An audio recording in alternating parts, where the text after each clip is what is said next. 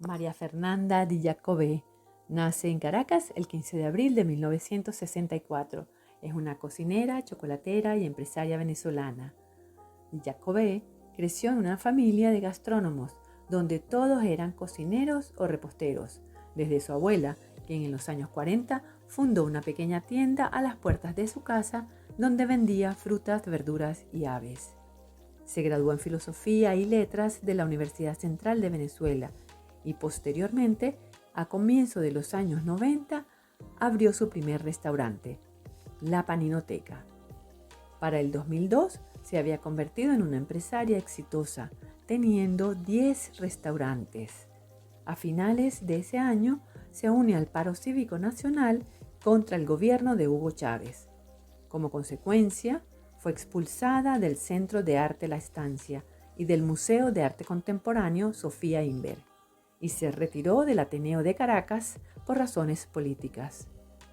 Todos los 10 negocios cerraron, con excepción al de las Mercedes. Después de un viaje en el 2003 a Barcelona, España, Di Giacobbe tuvo la inspiración de hacer chocolate y regresa a Caracas para fundar en el 2004 Cacao Bombones Venezolanos. Cacao Bombones Venezolanos tiene varios hijos, como los llama María Fernanda. Uno de ellos es Cacao de Origen, el punto de encuentro para la investigación en el secadero 5 de la Hacienda La Trinidad, que abre sus puertas en el 2013 y es el lugar donde se dan cita cocineros, maestros sembradores, jardineros, científicos y profesores. El espacio tiene su réplica en Río Cacao, ubicado en la calle Bermúdez de Río Caribe y con el mismo concepto de educación sobre el chocolate, pero al lado de plantaciones, profundizando en el mantenimiento y fertilización, alimento de la tierra y secado al sol. En el 2016, María Fernanda fue galardonada con el primer Basque Culinary World Prize, un premio internacional otorgado anualmente por el gobierno vasco y el Basque Culinary Center. Gana también el Gran Tenedor de Oro de la Academia Venezolana de la Gastronomía, entre otros premios. Su trabajo: enseñar a las mujeres de nuestro país a sembrar, tostar y moler cacao hasta convertirlo en chocolate. Demostrar a través del hecho culinario que la mejor manera de cambiar realidades, vidas y países es trabajando. Yo soy Inés Espinal y esto es un nuevo encuentro de Luz es lo que se ve. Finalmente, Doña Cacao, ¿Después de cuántos días o meses? después de perseguirte mucho, porque la verdad es que María Fernanda, uno no sabe por dónde empezar esta conversa.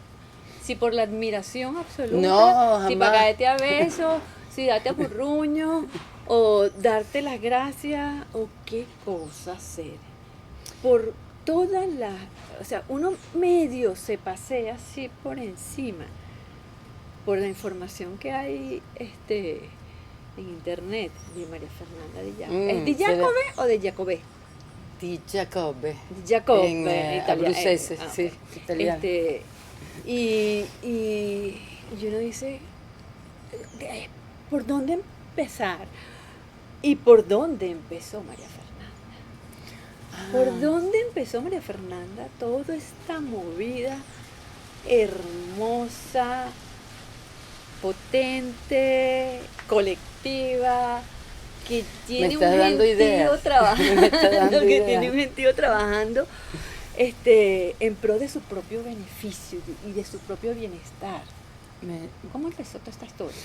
Bueno, creo que me estás haciendo psicoanálisis. A ver. Porque yo nací en esta casa donde qué estamos bonito. hoy. Y en esta casa era lo que ahora llaman una familia extendida. Sí. ¿Se puede Eso entender? es. Era mi abuela, mi abuelo, mi tío Eduardo, mi tío Gonzalo, mi tía Consuelo, mi tío Beto, Luis, mi mamá y yo. Entonces éramos 2 núcleos familiares con los abuelos.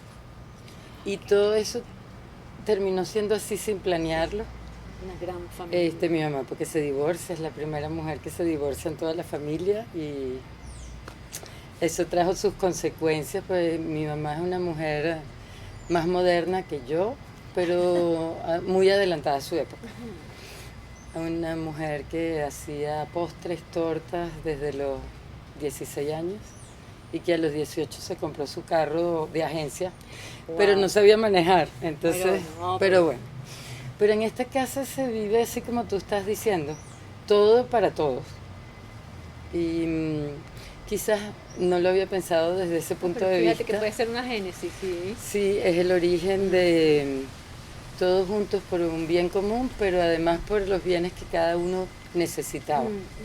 Entonces era un gran negocio familiar donde había el abasto, que después se convirtió en supermercado, donde mi tía Consuelo hacía pasapalos, mi mamá torta de novia, por supuesto mis tíos atendían el abasto, mi tío Beto pintor, Luis fotógrafo, y nos movíamos en ese mundo de los alimentos, del arte, de nadie es músico. Pero sí, es una pena porque siempre un músico en la familia es una maravilla. No, yo hubiese querido ser cantante, pero estaba siempre un tocadisco prendido con música venezolana, con el quinteto Contrapunto. Morela Muñoz, Lavillo, también música mexicana, por supuesto. Es una casa donde pasaban muchas cosas y donde siempre hubo una visión de bienestar. O sea, trabajamos todos porque necesitamos otra casa, trabajamos todos porque alguien se enfermó, trabajamos todos porque queremos viajar. Y creo que es una repetición en mi vida de eso que viví en este jardín. Y yo además soy la más chiquita de toda la familia, hija única, sin papá. Entonces tenía todos los tíos, eran mis papás, mi abuelo era mi papá, tres mamás. Muchos papás, muchas mamás. Muy, muy consentidas. Muchos referentes también, ¿no? Bueno, y esa unión familiar venezolana, con una gran mesa siempre puesta, donde se desayuna, se almuerza, se merienda, se cena, se traían productos de todas partes de Venezuela, porque teníamos primos en Guárico, en Aragua, en Ciudad Bolívar. Y esta casa siempre estuvo llena de mamones y quesos telitas y casabe, porque casabe de cúpira, que sea galleta y que venga de Barlovento, de mapueyes morados que todavía cada año se buscan en Semana Santa. Sí, pero ya casi no existe. Bueno, todavía tenemos un proveedor de mapuey morado. Entonces sí, fue importante la unión, la familia, la gastronomía, que no se llamaba gastronomía, se llamaba comer rico, comer sabroso y mucha curiosidad en la cocina. Pero te puedo decir que yo jugaba sola, siempre quise tener manos y que no tenía. Y este jardín había una mata de aguacate, que era el caballo donde nos montábamos, la mata de mango que todavía existe, entonces jaleas de mango, mango comido con las manos, mango empatucado de mango. Todo, y además en esta urbanización, que yo creo que siendo tan amante de Caracas, hay dos urbanizaciones para mí que quedan con esos recuerdos de los años 60 y 70, que es La Floresta y Santa Cecilia. Creo que se han salvado de la raza de la modernidad, contemporaneidad. Bueno, casi que una destrucción. Sí, de la raza. Porque hay urbanizaciones que pueden ser bonitas, como El Rosal o como Campo Alegre, pero en verdad las Mercedes perdieron. Entonces La Floresta todavía sigue siendo ese paraíso, ese parque, y aquí ninguna de las casas tenía muro. Y mira las chicharras que nos están acompañando. Ah, bueno, aquí hay chicharras. Por ahí van a pasar ahora seguramente rabipelado, ardillas, guacharacas. No es la hora, pero en la tarde sí. Esta ciudad, ay, María Fernanda, es como tan mágica, ¿verdad? Yo la adoro. Yo la adoro. Yo también. Yo incluso he creado un término que se llama caracadicta. Un hashtag. Hashtag caracadicta. Porque de verdad que hay que ser agradecido con esta ciudad. Es una magia.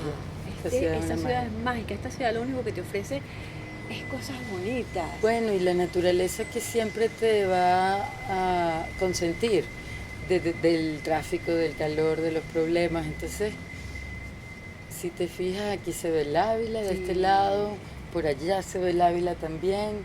Mi abuelo decía que quería vivir donde se viera el Ávila y mi mamá me dijo, cuando me hagas una casa, que es la que está allá arriba justamente, yo quiero que sea de vidrio para que se vea el Ávila. Bueno, fíjate que recientemente conversamos con Jimmy Alco, el arquitecto, bello. y él, su máxima es que a él el Ávila le diseña los proyectos. Con razón son tan bellos. Con razón son tan bellos. Sí. Entonces, ¿cómo no hacer cosas bellas en una ciudad que lo único que hace es regalarnos belleza todo el tiempo? Sí. Ahora, ¿cómo llegamos de toda esta, que ya acabamos de conversar, de toda esta familia enorme, con todas estas... Llenos de primos que venían todos los domingos, llenos de porque sabores, llenos de mesas. Los abuelos aquí, pues los primos venían, los tíos.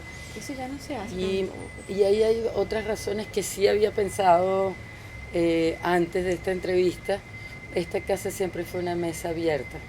Así, aquí empezaban a llegar las personas el domingo a las 9 de la mañana y era el domingo a las 9 de la noche y estábamos aquí. Todo el mundo traía cosas y a esa mesa. Siempre había alguien en la mesa conversando, o sea, siempre haciendo una sobremesa. Siempre.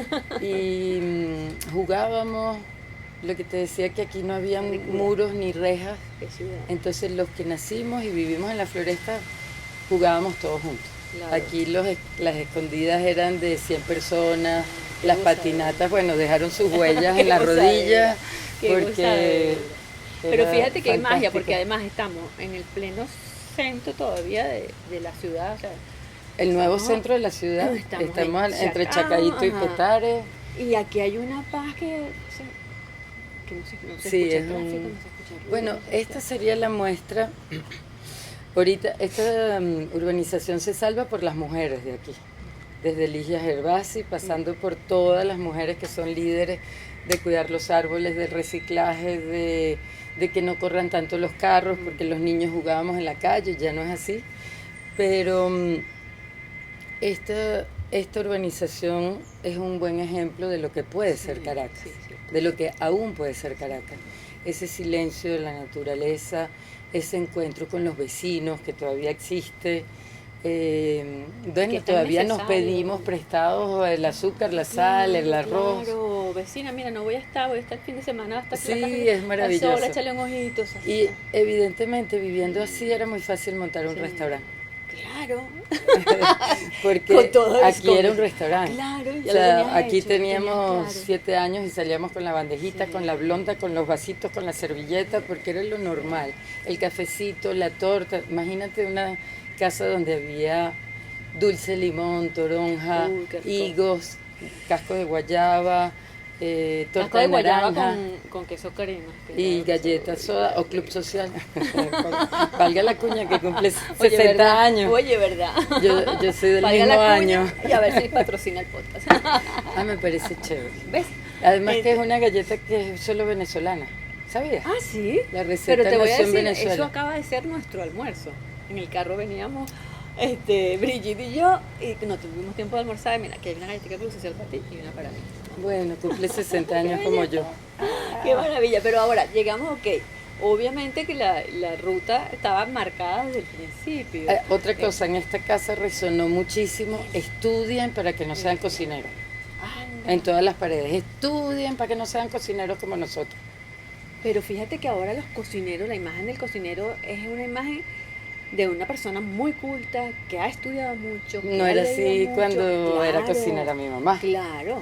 Pero tu mamá tenía la sapiencia propia. Y aquí también en este terreno, vamos a decirlo el origen, vengo de una abuela súper buena negociante, súper comerciante. Sí, que tenías todos los ingredientes. Tenías los ingredientes. Tenía. Sin embargo, fue maravilloso ir a la UCB, estudiar letras, filosofía, arte. En esta casa no se leía, hay libros. Pero esta casa siempre fue de actividad, de movimiento. Entonces, cuando uno leía un libro, te decían, hoy no vas a hacer nada. Y yo me venía a regar el jardín con un libro, o sea, con un libro que tenía que esconder. Y las matas ahogadas. Lo que fuera. Una No, yo creo ahogada que las igual. matas estaban felices, porque estábamos leyendo Adriano González León, o, bueno, a mí me tocó la época de Cortázar en su máxima, y estudié letras, porque yo creo que la imposibilidad de leer y el placer por la lectura, y por supuesto que cuando salió la primera idea de hacer un café, porque tú estudias con los mejores profesores, tuve los mejores profesores de la central en el caso de letras y filosofía, y es María Fernanda Palacio, y Adriano, y Marisa Nanes, o sea, era un momento muy importante en la escuela de letras. Pero se unieron un café porque era más fácil para mí cocinar y sigue siendo que escribir, donde se leyera poesía, donde además se cocinara sabroso como en la casa, sin menú, todos los días se variaba la comida. Una combinación única. Y donde además los amigos presentaran sus proyectos de arte. Y así nació la Paninoteca. Esa es la Paninoteca. Esa es la Paninoteca. O sea que la Paninoteca era el sitio deseado en Caracas donde tú pudieras combinar todo lo que te gustaba. Y la cocina también. Un día, en verdad el nombre venía por sándwiches, por muchos sándwiches. Claro. Y a los muchos días, que no fueron más de 2 meses, Maruja dijo, mi mamá, pero la gente se va a cansar de comer sándwiches, vamos a hacer un asado negro, unos bollos pelones, y ahí fue un éxito rotundo. Era bonita la Paninoteca con sándwiches y ensalada, pero evidentemente la cara de los comensales cuando probaron todo lo que se hacía en esta casa cambió. Y antes era bonito y rico, y ahorita era mi casa, las personas, agrandamos la cocina, las personas entraban a la cocina y decían, ¿cuándo van a hacer otra polvorosa de pollo? Ay, qué belleza, qué bonito, porque es eso, es como ir a tu casa a comer. Sí, pero además, o sea, eso del lado del comensal, pero del lado del que está en la cocina, que en este caso eras tú y tu mamá, es que es sabroso que te digan qué rico ese asado cuando vas a volver a hacer la polvorosa. No, imagínate que... o mira, no me gustó esto y me gustó aquello, o yo te voy a preparar una cosa riquísima que se prepara en casa. Que se hacía en la casa, que no tiene nombre. Y, por ejemplo, nos decían, nos encantó la polvorosa de pollo. Y decíamos, no, pero mi tía Leonor la hace mucho mejor. Entonces invitábamos a Leonor a hacerla. Y eso fue, yo creo que la Paninoteca fue el núcleo de muchos negocios que nacieron con esa energía de la prosperidad, de brindar, de estar en la casa, en la Paninoteca. No se cobraba, nadie llevaba la cuenta. Qué bueno, porque fíjate que eso, lo que conozco de ti, siento que ha sido como el camino que has seguido, ¿no?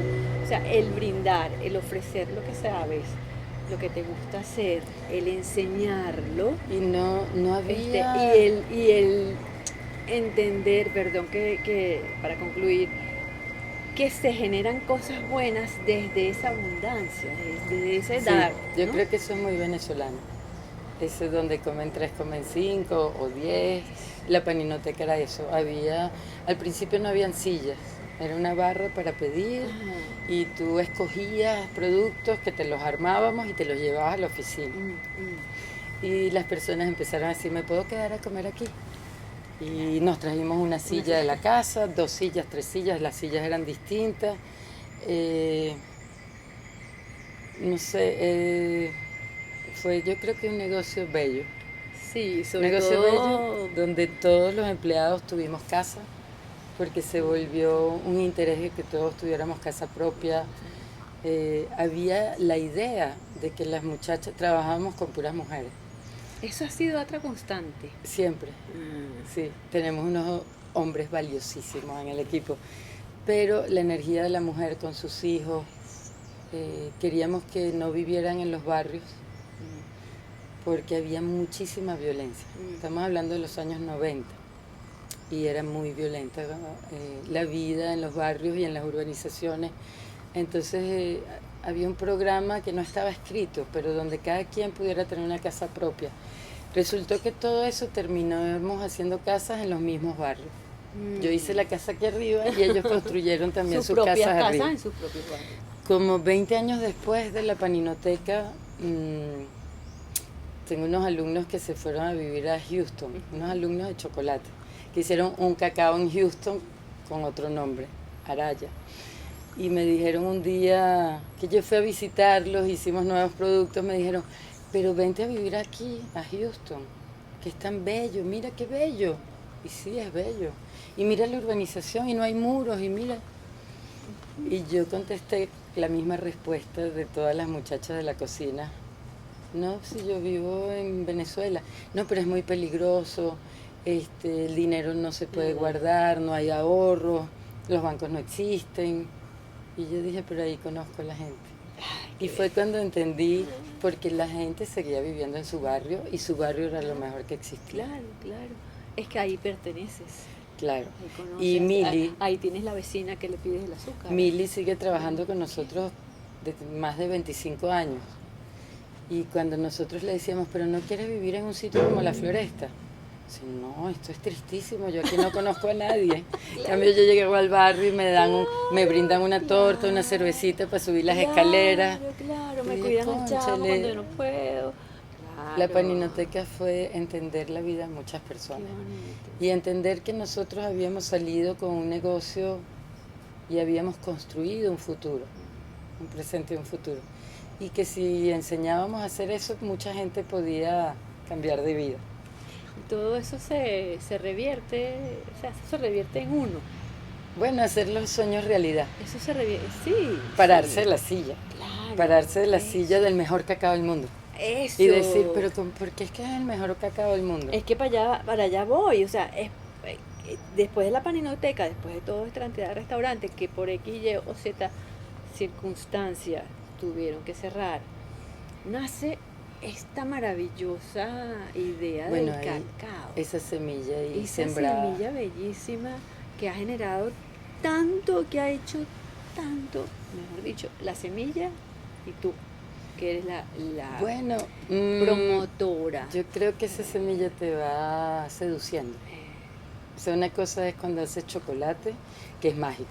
Chocolate, decíamos, después de cerrar todos esos restaurantes que cerraron con todos los tsunamis económicos y sociales. Bueno, y porque siempre estuvimos en lugares culturales, en museos, en centros de arte, en jardines. Y como dicen, quien siembra en terreno ajeno se queda sin semilla Sí. y sin Sí. cosecha. Cosecha. Pero no es verdad. Creo que en el momento en que entendamos que todo lo que siembras en Venezuela tendrá una buena cosecha. Sí, es muy fácil hablar de cacao en este país, pero todo lo que siembras, educación, arte, un cuento, cultura, una mata, una escuela. Entonces, bueno, todo ese recorrido por restaurantes terminan diciéndonos. Teobroma cacao se llama la semilla. Termina ahí. El alimento de los dioses. El alimento de los dioses, sí. El alimento de los dioses y la historia de un país. Y la historia y todo el país está contenido en ese fruto. Entonces, conocer las plantaciones, las comunidades, el maravilloso paisaje, con unos terroirs que no dan sabores en otro país como los que se dan aquí.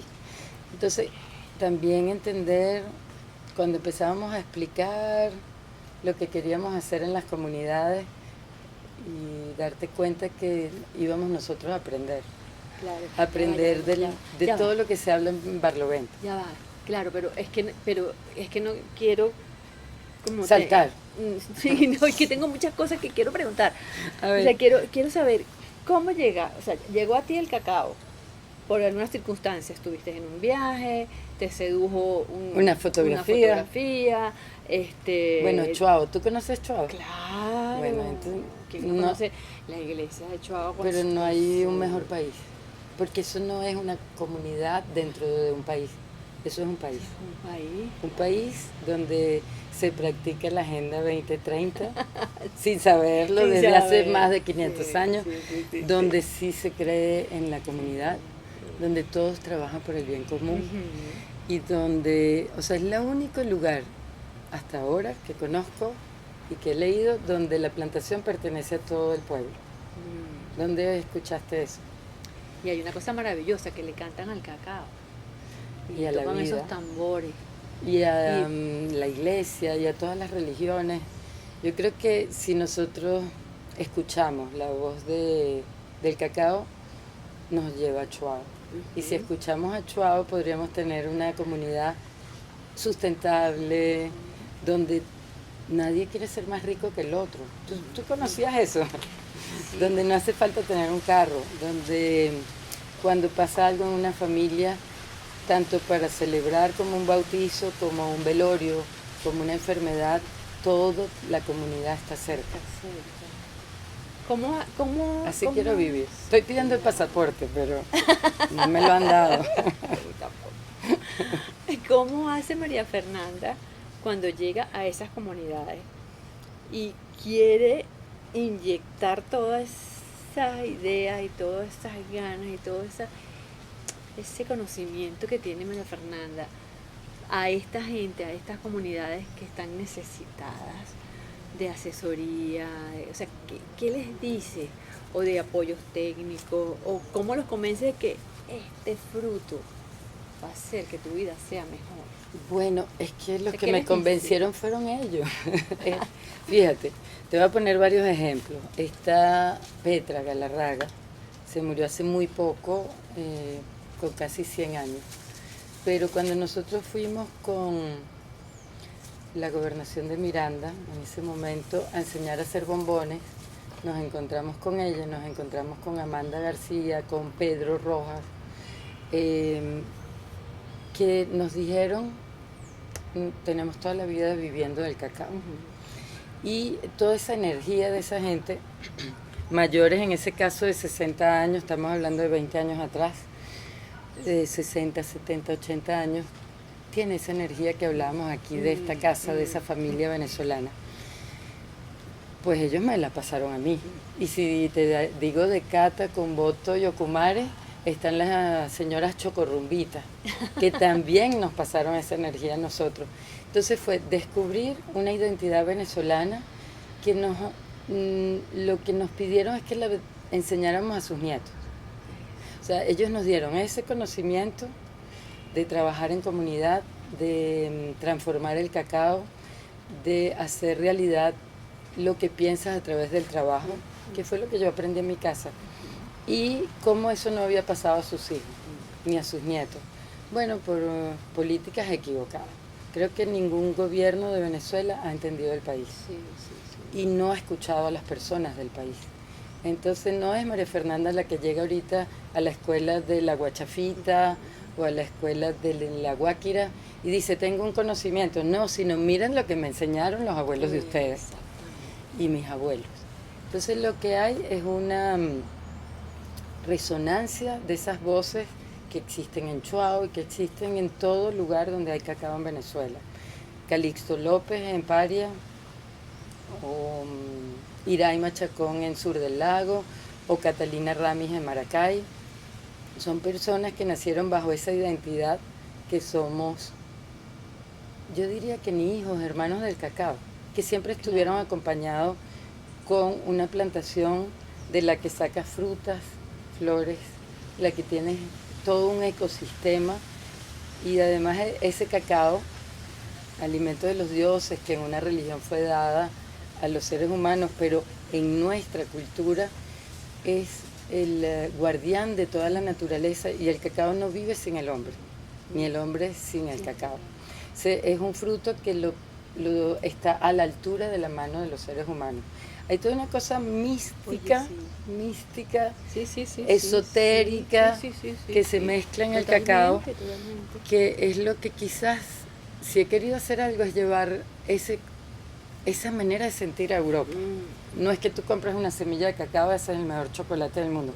Es que esa semilla de cacao, cuando la compras en Europa, en Asia y en Estados Unidos, lleva todo un conocimiento ancestral. Claro, y eso era una de las inquietudes, o sea, ¿por qué este cacao venezolano es tan bueno y tan deseado y uno lo consigue? Y abre tantas puertas. Y abre tantas puertas, y uno lo consigue en los mejores restaurantes siendo la base fundamental de postres maravillosos y exquisitos, o en las mejores bombonerías, o como base de comidas maravillosas, de platos.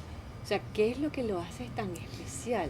La tierra, La tierra. el paisaje, Venezuela como un lugar del mundo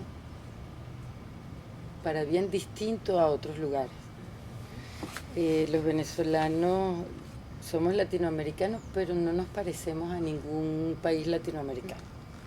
Quizás este revolcón nos haga entender a otros países latinoamericanos, pero el venezolano fue un conjunto de culturas muy globales, donde por la lengua aprendimos los sabores de muchas culturas muy lejanas. Si tú aquí comes árabe, delicioso, comes chino, delicioso, no se diga italiano, francés, español, chileno, uruguayo, argentino, y ese compendio de personas que se encuentran en un solo sitio se parece al recorrido también de unos cacaos que nacieron aquí, como los cacaos criollos, y que se encontraron con todos los cacaos forasteros.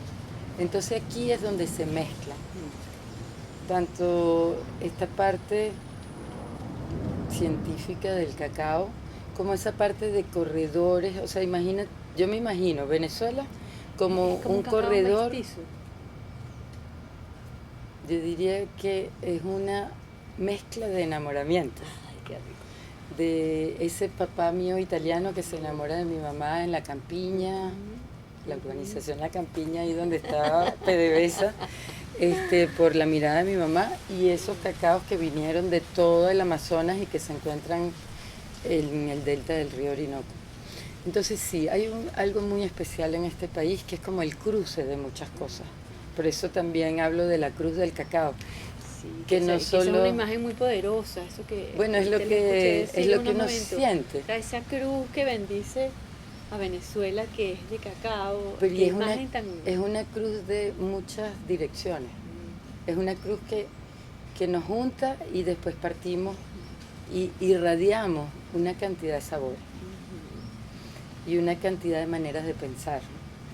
Entonces, todo lo que nos han dicho de los defectos del venezolano terminan siendo sus virtudes. Es una gente que no es tan regionalista, una gente que se mezcla fácil, que es una mesa... Que se contamina fácil, en el buen sentido. Y que además... Uno va un par de días a Maracaibo y termina hablando maracucho. Pero además terminas casándote con gente de todo el mundo. Sí. Y creo que esa levedad o esa liviandad de ser venezolano lo oyes en la música. Y en la música de Simón Díaz, pero también en las sonoridades del cuarteto.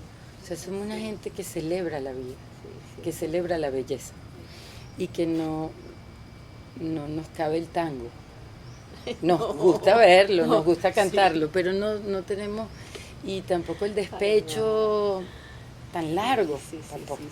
Entonces, esos barrancos mexicanos, no, un ratico nada más, un ratico y después día te pones los tacones. Y entonces qué bella la flor que va por el río y qué bello cuando tú vuelvas y a tu regreso. Entonces creo que trabajar con cacao me acercó muchísimo a ese sentimiento que hay en las distintas regiones de Venezuela. Ahora, oye, con todo este contenido y con toda esta con este producto generoso y maravilloso que tienes en las manos, tienes además una gran virtud, y eso hay que reconocerlo, María Fernanda, que es que has podido hacer alianzas con mucha gente de distintos sectores, y eso no todo el mundo se le da, eso no es tan fácil, o sea, no es tan fácil. ¿Tú no crees que es un deseo?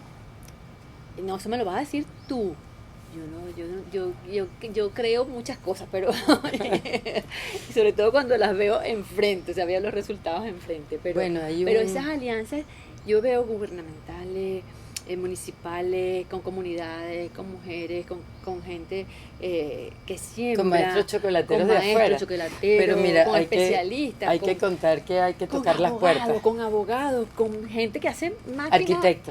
Arquitectos, con gente que desarrollan maquinaria para el tema, o sea, para el tema de los bombones y del cacao, y de cómo se cocina y cómo se hace, cómo se bate el chocolate.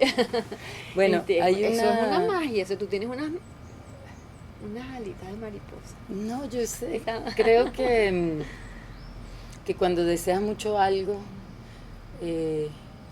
va a ocurrir si trabajas, si no, no va a ocurrir, pero levantarse en la mañana con ese deseo y estás haciendo arepas, estás haciendo bombones, pero tienes ese deseo enorme. Hay un artista catalán que me encanta, que es Antoni Miralda, que siempre trabajó con gastronomía y era para mí alguien como otro Teo, otro Dios que hay por ahí, que además puede hacer unas instalaciones gastronómicas enormes. Y bueno, era impensable que nos conociéramos. Y nosotros hacíamos comida en honor a Miralda y desfiles en honor a Miralda, siempre con gastronomía. Y un día llegó Miralda tras noche y me dijo, me dicen que me estás buscando. Y yo le dije, ¿tú eres Miralda? Me dijo, tú eres María Fernanda.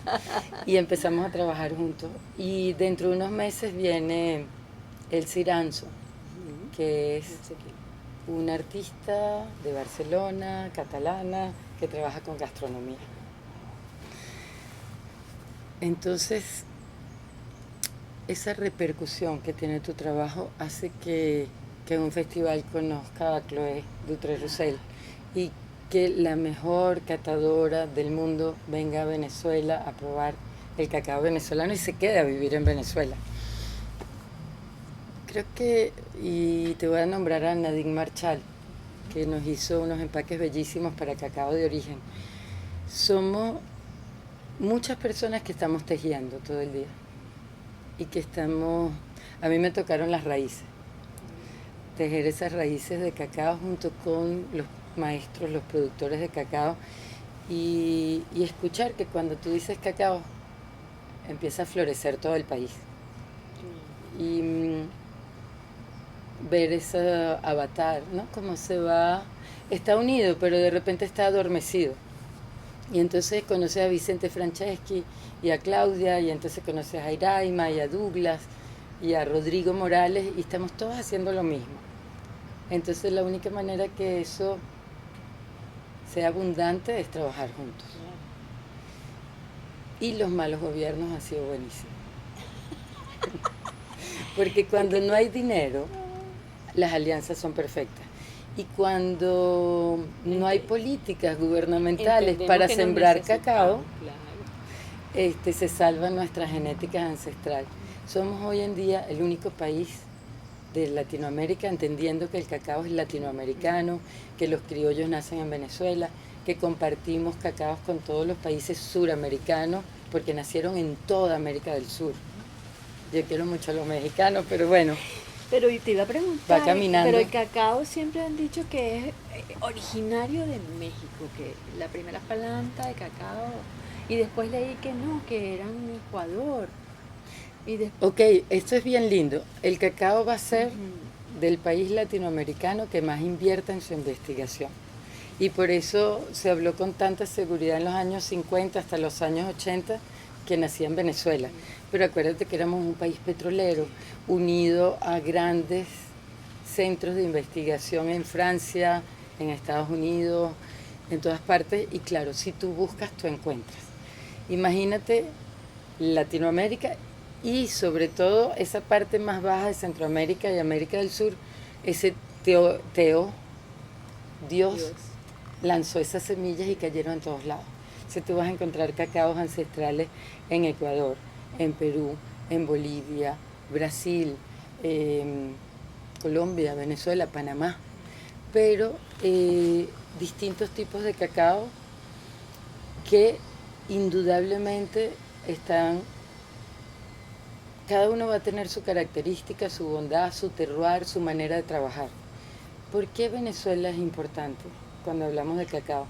Porque ese tipo de cacao criollo, de semilla blanca, se da en todo ese alrededor del lago de Maracaibo.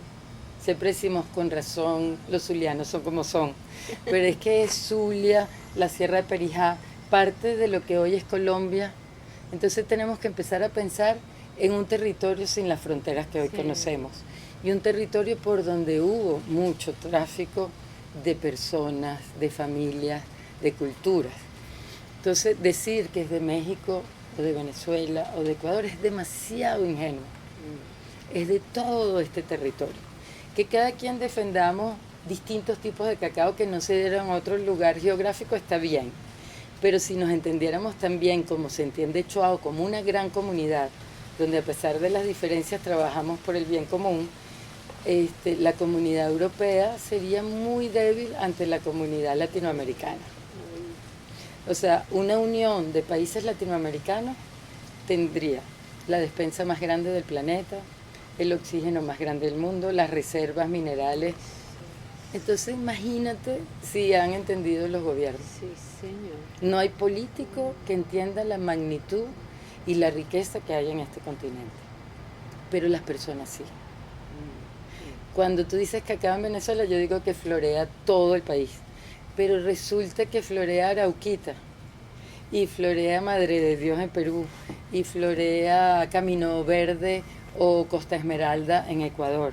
O sea, es un continente con unas raíces muy semejantes, con unas culturas ancestrales que tienen las respuestas a todo lo que está pasando y al final, ahorita en el planeta. Al final, toda esta vuelta tecnológica, digital, no sé qué, nos lleva a un kilómetro cero. A un kilómetro cero. Entonces, pero, y a decir que la identidad global realmente es el cacao. Entonces digamos que el cacao criollo nació en Venezuela y que esa identidad multicultural también pudo haber nacido en un país como Venezuela. Y creo que al final ese es el mensaje que me ha enseñado el cacao. Y también, bueno, y también el cáncer.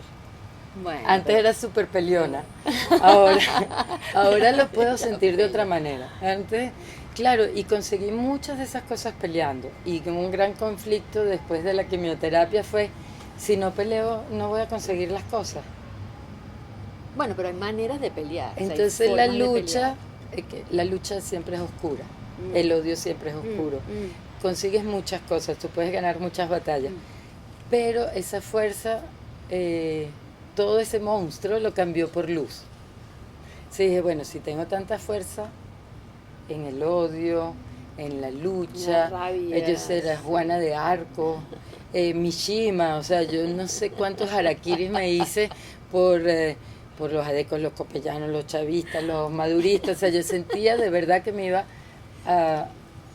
El 5 de julio me voy a inmolar por un país. Por ahí, y bueno, me inmolé con eso que se llama cáncer, pero que dije, bueno, si es tan poderoso esa energía, ese deseo, esa fuerza, puedo convertirla en luz. Y la luz es educación en este país. O sea, donde hay oscuridad hay que poner escuelas. También creo que me regresaron para que montara las escuelas. Porque antes de todo este cambio físico, yo quería hacer escuelas. O sea, bueno, empecé con cacao de origen, pero era muy difícil montar escuelas tan lejos. Y me devolvieron, como a Lucy Quero también la devolvieron. ¿Cómo que te devolvieron? De esa muerte prematura. Claro. Sí, fue un renacer, y un renacer para no pelear tanto. Todavía tengo algunas cosas que no he resuelto. Pero me cuesta, el Aries se te sale. Ese Aries es insoportable. Se te sale el Aries. Pero agarrar esa fuerza del Aries para hacer, para dominar, no, para entender que podemos hacerlo juntos. Fíjate que hablábamos recientemente con Ocarina también, con la querida Ocarina Castillo, este tema de la fuerza de las mujeres en la cocina, en la gastronomía, o qué tan fuerte tenemos que ser las mujeres para que nos respeten cuando somos líderes, ¿no? O para demostrar que somos capaces. No sé, a mí no me tocó. Como en uno se convierte como en un... A mí no me tocó. Como entes agresores, como entes... O sea, te conviertes en masculina, energía masculina. No me tocó. No me tocó. Y hablamos de ti y dijimos, pero fíjate que María Fernanda, no, mira todo lo que ha creado María Fernanda. Bueno, y que tú desde la sutileza. Colegas, hombres maravillosos que me apoyaron y a quienes yo espero apoyar y apoyo. Pero sí, yo creo que es el alma, no es el género. Eso es, qué bonito. Estuve con Narda Lépez, una cocinera fantástica argentina, hace muy poco, que ha hecho cosas bellísimas en Argentina con las mujeres. Y ella hablaba de cómo se había convertido en varón hablando como un camionero. Y yo dije, ay, yo no. Y dije, Sí. eso es en tu país, eso no pasa aquí. Yo sé que sí pasa, pero... Sí pasa. Pero... Esas mujeres reces barloventeñas son así. Pero fíjate que nunca van en contra de los hombres, les No, encantan los hombres. claro. Entonces, entender esa fuerza masculina, femenina y a través del alma, que somos individuos, seres, ángeles, algunos somos demonios. Entender eso como una experiencia de vida a mí me abre mucho las puertas. Yo he visto muchas mujeres malucas. Yo también. Y hombres malucos, pero he visto todos los hombres a favor de una idea, de una comunidad, las mujeres también, y voy por ahí. No por el feminismo ni el machismo, voy por ahí, por esa fuerza de tejer una comunidad, Eso, de trabajar juntos. eso. Yo quisiera, antes de que termináramos esta conversa, Ah, ya, estábamos poquito. empezando. Podemos seguir. Si Brigitte me dice, ¿se puede seguir? Yo sé que podemos seguir. Pero lo editan. Sobre todo cuando digo que los gobiernos han sido pésimos. y que ese va a ser el titular de la... No, mira que una vez en España me pusieron un titular que fue terrible hablando de política. Pero creo que sí, las mujeres, creo que ese espíritu viene a favor de dar a luz. O sea, no Sí, damos a luz pues. solo hijos, damos a luz obras, damos a luz edificios, construcciones, gastronomía. Y esa fuerza del cable a tierra, de que tienes que mantener una familia. Eso, Yo creo que totalmente. esa fuerza está ahí. Es así, es así. Y donde eres hasta cierto punto responsable del futuro, de lo que van haciendo, de lo que vas construyendo. Sí, y por eso trabajé mucho con mujeres. Y sigues trabajando con Sigo mujeres, trabajando con muchísimo. muchas mujeres. Sí, es que es una energía que se teje muy potente, muy fuerte. Y el Cuando tú enamoramiento. estimulas, cuando tú apoyas, cuando tú apuntalas a otra mujer, eso se multiplica tanto, se multiplica también en ti, o sea, se revierte en ti. Pero bueno, o hay muchos hombres que son mujeres Sí, de sentimiento, sí. o hay un entendimiento muy grande en el mundo del cacao por sacar, primero decir, ok, es el mejor cacao del mundo o no importa que sea el mejor cacao del mundo, lo que importa es que sea muy rico como siempre ha sido. Y para que sea muy rico hay que tener un país con menos contaminación, un país donde nos respetamos, un país con educación, con tecnología. Entonces, claro, todo ese discurso esotérico, místico, que cuando decimos que pruebas una tableta de chuao y salen los tambores africanos, pero también las maracas indígenas, con ángeles españoles, todo eso lo que quiere decir es que hay respeto, hay tecnología, hay educación, hay un entendimiento del paisaje. Y que todos estamos ahí. Y que todos respiramos el mismo aire. Representados allí. Entonces, ¿de qué te sirve tener el carro más fantástico del mundo si vives al lado de un barrio donde no hay agua? ¿De qué te sirve tener 5 plantas eléctricas si la universidad está cerrada? Entonces, el cacao a mí me dio la posibilidad de un discurso hacia el amor a través de tecnología, educación, Sí. y entonces cómo entender todo eso. Y creo que lo entiendo cuando estoy en una plantación de cacao y veo la luz filtrada entre las copas de los árboles, las mariposas, los insectos, bueno, jejenes, que llegas llena de picadas de zancudo, pero que te hacen decir estoy vivo en un planeta que se llama la Tierra y en un país que se llama Venezuela, que está lleno de ríos maravillosos y donde lo que tú siembras nace. Bueno, vamos a sembrar más. Sí, vamos a sembrar más. Lo que tú siembras nace y en una tierra tan generosa que ni tienes que sembrarlo, o sea, lo lanzas y nace. Imagínate cuando le cantas, bueno. O sea, imagínate. Entonces, claro, cómo unir toda esa parte científica a todo ese decir que hay en el mundo de por qué el cacao venezolano, a fin de cuentas, ese momento histórico de la colonia y la poscolonia, el cacao de Venezuela es el favorito porque no es amargo, porque es dulce, pero en comparación con otros. Pero los que nos vienen a visitar son europeos, que comen avellanas, nueces, almendras. Entonces, son casualidades históricas de una época. En este momento el favorito puede ser otro, que sea más ácido, Madagascar, Chuao, Belice. Imagínate el día en que todos compartamos todo.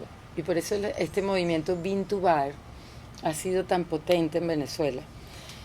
Yo creo que está diseñado para un país como Venezuela, donde tú vas a rescatar orígenes, vas a ver quiénes son los productores, vas a hacer ediciones limitadas donde vas a probar un paisaje con el trabajo de la persona que vive ahí y donde entre los principios que nos enseñó Chloé del movimiento Bean to Bar es compartir todos los conocimientos y la tecnología para que esté más al alcance de todo el mundo y los chocolates cada vez sean más ricos para todo el mundo. No comprar un distribuidor sin saber quién es el productor. Hacer pequeñas cantidades porque quiero que sepas cómo sabe ese cacao en junio y cómo sabe en diciembre. Y prestarle tanta atención a los detalles, que para prestar tanta atención a los detalles tienes que viajar hasta el lugar. Porque si el cacao convertido en chocolate te sabe un poco a carretera, dice, ¡ay, qué bello, tan romántico que ese cacao se seca a la orilla de la carretera! Sí, súper bello, pero no funciona. Entonces vamos a hacer un patio de secado y vamos a hacer unas cajas de fermentación y todo eso lo puedes traducir a lo que es la vida de cada uno de nosotros. Qué bello tu jardín, pero no tengo agua. Entonces, bueno, vamos a ir a por qué no tenemos agua. Vamos a ir a por qué votamos por esta gente. Vamos a ir, y entonces, claro, todo ese movimiento Bean to Bar se traduce en la vida de uno. Se traduce en educación. Y finalmente en educación y en el trabajo en conjunto. Y entonces te encuentras gente como Elisa Silva, que tiene unos proyectos bellísimos, que son de ella junto con mucha gente. Y que hemos visitado la casa de todos y tienes arriba la cocina preciosa. Además, donde tú has sido partícipe, colaboradora, de bueno, hacemos chocolate, imagínate curso. Toda esa transformar la tristeza de cerrar un restaurante en convertirlo en un nuevo espacio de educación, de gastronomía. Entonces todo tiene otra vuelta, una vuelta que para mí ha sido para mejor la luz. Siempre, sí. Por eso sé que el país va a ser para mejor. Eso es. Mira, luz es lo que se ve. Por con eso tanto podcast, sol no se puede ser pobre. Este podcast se llama Luz es lo que se ve. No puede haber pobreza con este paisaje. No puede haber pobreza. Y hay tantísima gente haciendo cosas en lo individual, en lo colectivo, en lo calladito, o sea, silentes, haciendo cosas para que este país salga adelante, que es imposible, o sea, no hay gobierno que acabe. No se puede. No, estamos conectados en ese tejido. Y ese tejido está pasando en el mundo entero. Está pasando. Te quiero mucho. Ay, yo también. Yo no sé. Qué belleza esta conversa y sí, pudiéramos seguir conversando mucho tiempo, pero se nos acaban las pilas del no, cámara. Vamos a sembrar. Las pilas de la vamos cámara. A sembrar. Vamos a sembrar la cámara. Y también la experiencia de trabajar en muchas escuelas en distintas partes del país te da mucha tranquilidad. Porque de repente van 15, no sabes quién va a hacer chocolate, pero hay 15 compartires. que te cambian la vida todo el tiempo. Y si van 15 y de esos 15, solo 3 de verdad entendieron lo que quieren hacer, que esa va a ser su misión de vida, que ese es su deseo, que ese es su proyecto de vida, es mucho. Pero vamos a cambiar de pensamiento Mucho. en ese ejemplo bíblico Mucho. de que si son Porque miles eso- pero queda uno. Pero multiplican. Pero ellos fíjate lo que multiplican. pasó, que cuando empezamos en Barlovento éramos 30 Ujú. y dijimos, bueno, si quedan 10, ese era... Ya, sí, sí. Ah, no, pero son más de 8.000. Entonces yo pienso que en este caso el ejemplo ese bíblico nos está enseñando que en Venezuela es distinto. Bueno, y te puedo decir, tenemos alumnos en Colombia, en Perú, en Brasil. Somos bien parecidos a los brasileños. Somos muy alegres. Pero sí, es una energía. No, ¿Cuántas personas, tienes idea de a cuántas personas ha tocado el cacao a través de ti? no, yo creo que me tocan a mí. Me tocan a mí. Es muy grande el movimiento de cacao y chocolate en Venezuela. Es cada vez más grande y es cada vez más multiplicador. En el buen sentido. Ya las personas entran, no saben quién enseñó a quién. Eso me parece todavía más libre. Qué magia. Sí, nada, Ángela enseña a su cuñada y su cuñada se muda a Mérida y de Mérida enseñan a otro y se encuentran con Parra que produce cacao y tú ves una cantidad de alianzas que se hacen.